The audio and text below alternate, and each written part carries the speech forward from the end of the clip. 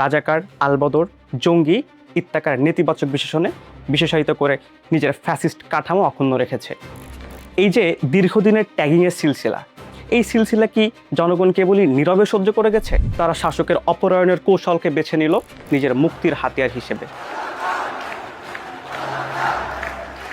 আগে যে রাজাকার শব্দ কেড়ে নিয়েছিল তার অধিকার, এবার সেটাই আবির্ভূত হলো তার মুক্তির বার্তা নিয়ে। তারা হিজাবের আড়ালে নিজেদেরকে যুক্ত করলেন স্বাধীনতা সংগ্রামে। এভাবে যে হিজাবকে ঔপনিবেশিক শক্তি তাচ্ছিল্য ভরে প্রত্যাখ্যান করেছিল, সেটাই তখন হয়ে দাঁড়ালো তাদের গলার কাটা।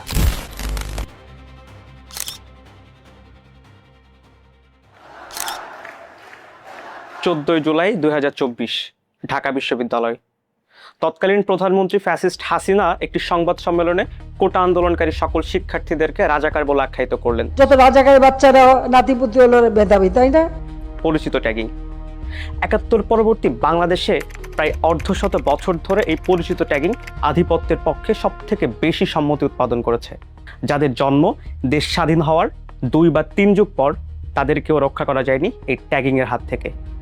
৭১ পরবর্তী আওয়ামী রাষ্ট্র নানান সময়ে তার জনগোষ্ঠীকে রাজাকার, আলবদর, জঙ্গি ইত্যাকার নেতিবাচক বিশেষণে বিশেষায়িত করে নিজের ফ্যাসিস্ট কাঠামো অক্ষুণ্ণ রেখেছে। এই কাঠামো সর্বদা নিজেকে হাজির করেছে একমাত্র পবিত্র সত্তা হিসেবে, আর বাকিরা সবাই নিপতিত হয়েছে ইতিহাসের অন্ধ গহ্বরে। এই যে দীর্ঘদিনের ট্যাগিংয়ের সিলসিলা, এই সিলসিলা কি জনগণ কেবলই নীরবে সহ্য করে গেছে, নাকি জনগণ রুখে দাঁড়িয়েছে রাষ্ট্রের বিরুদ্ধে? হ্যাঁ, ইতিহাস সেই সাক্ষ্য দিচ্ছে। জনগণের পক্ষ থেকে প্রথম এবং চূড়ান্ত ধাক্কা আসে 2024 সালের 14 জুলাই।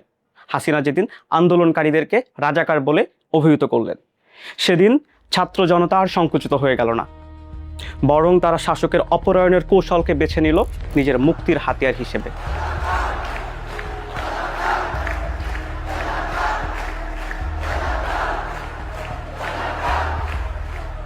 শাসকের সেটে দেওয়ার ট্যাগকে সে ধারণ করলো আপন সত্তায়, আর তাতেই শাসক হয়ে উঠল আরো ক্ষিপ্ত।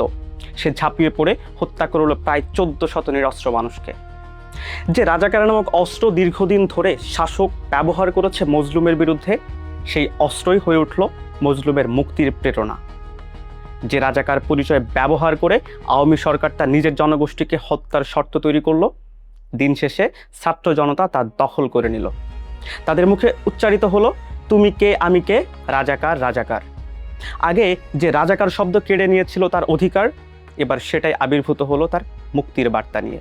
প্রশ্ন জাগে, এই ঘটনা কি কেবলই মজলুমের আকস্মিক ক্ষোভের বহিঃপ্রকাশ, নাকি এর পেছনে কাজ করেছে কোনো ঐতিহাসিক চেতনা যা মজলুমকে ফিরিয়ে নিয়ে গিয়েছে তার পরিচয়ে?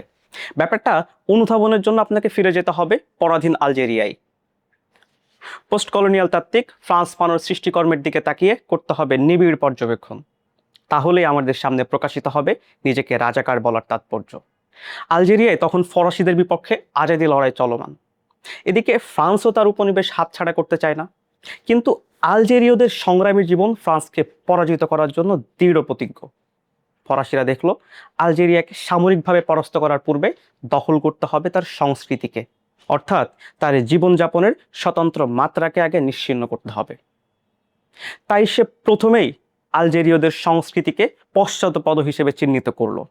বিশেষ করে মুসলিম নারীদের হিজাবকে তারা হাজির করলো আদিম ও প্রাচীন প্রথা হিসেবে, আর বিকল্প হিসেবে তারা প্রস্তাব করলো ইউরোপীয় খোলামেলা পোশাক, যে পোশাক আলজেরীয় নারীদেরকে পৌঁছে দেবে প্রগতি নামক এক কাল্পনিক পরিসরে। এই যে হিজাবকে ফরাসিরা উপস্থাপন করলো অখ্যাত আদিম জীবনযাপনের অংশ হিসাবে, এই উপস্থাপন কোনোভাবেই মেনে নিতে পারেনি আলজেরিয়ার অকুতোভয়ী নারীরা।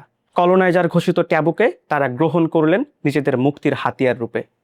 তারা হিজাবের আড়ালে নিজেদেরকে যুক্ত করলেন স্বাধীনতা সংগ্রামে। হিজাবের ভেতর নানান অস্ত্র লুকিয়ে সেগুলো পৌঁছে দিতে লাগলেন বিপ্লবীদের কাছে। কখনো বা নিজেরাই হয়ে উঠলেন গেরিলা যোদ্ধা। এভাবে যে হিজাবকে ঔপনিবেশিক শক্তি তাচ্ছিল্য ভরে প্রত্যাখ্যান করেছিল, সেটাই তখন হয়ে দাঁড়ালো তাদের গলার কাটা। ফ্রান্স ফানো তার ডাইং কলোনিয়ালিজম গ্রন্থে এই বিষয়টি অত্যন্ত চমৎকারভাবে ফুটিয়ে তুলেছেন।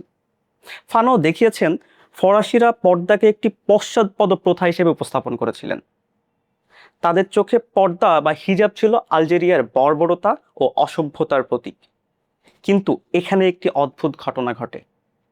যে পর্দাকে আগে অনেক আলজেরীয় নারী কেবল সামাজিক রীতি হিসাবে পালন করতেন, সেটি ঔপনিবেশিক আক্রমণের মুখে রাজনৈতিক অর্থ পেতে শুরু করে।